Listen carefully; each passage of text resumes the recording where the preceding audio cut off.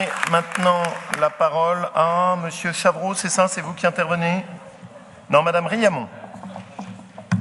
C'est à vous, Madame Riamont. Pendant 30 ans, et sur 5 ans pour le projet de PNR, se sont mobilisées les instances d'élus, agents et professionnels, une adhésion des populations afin d'assurer le développement économique par le tourisme, l'économie locale, la mise en valeur des patrimoines.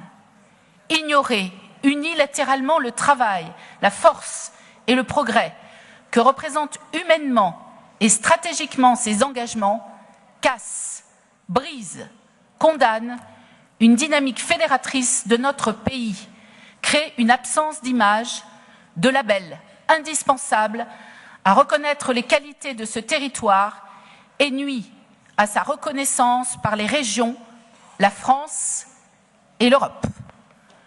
Tout est dit, Monsieur le Président, par Guy Vissac, ancien sénateur et maire de Langeac, président fondateur du SMAT, inlassable promoteur du PNR du Haut-Allier, aux côtés de Madame la Présidente, Madame Banassa, ici présente et que je salue. Guy Vissac, dont nous devons saluer l'engagement pour l'intérêt général de son territoire, dépassant tous les clivages politiques.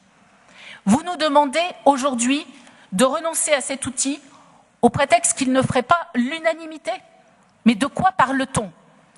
Des 65 communes qui ont toutes délibéré favorablement à la création du parc et qui vous ont adressé un courrier vous demandant de le maintenir, malgré vos 2,5 millions d'euros de promesses clientélistes, des 10 communautés de communes qui ont fait de même, des 2 conseils départementaux qui ont renouvelé leur soutien, y compris financier, du Conseil national de la protection de la nature, qui a rendu un avis positif avec 15 voix sur 17, un vote exceptionnel, jamais égalé auparavant.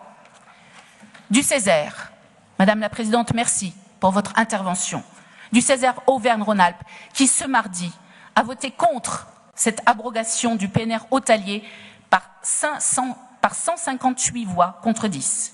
De la Fédération des parcs naturels régionaux, de la région Occitanie.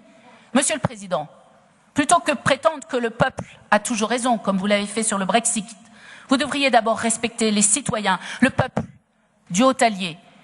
Lui qui a participé à plus de 400 réunions, en confiant au futur PNR ses projets, ses attentes, sa qualité de vie, en construisant son projet de développement, qu'on l'oblige d'ailleurs très sérieusement, tout PNR. Cette participation créative des habitants, des entrepreneurs, des agriculteurs, des naturalistes a été saluée par la société civile au travers du Césaire. Dans vos propres rangs, Monsieur le Président, beaucoup d'élus sont favorables à ce parc. Au Conseil régional d'Auvergne, chaque délibération portant sur la création du parc ont été votées à l'unanimité.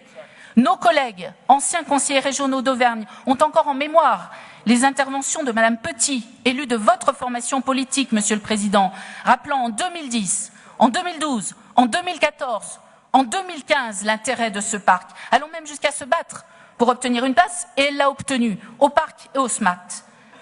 Alors j'en appelle aujourd'hui à tous les conseillers régionaux présents dans cette salle.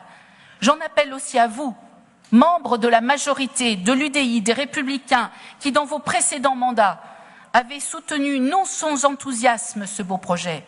Ne vous laissez pas impressionner. Je vous demande de faire appel à vos convictions, à vos valeurs, pour permettre à ce PNR d'exister. Je vous demande de ne pas cautionner ce déni de démocratie. Je vous demande de voter contre, comme nous, parce que c'est un outil efficace, choisi par ses habitants et ses élus pour leur avenir.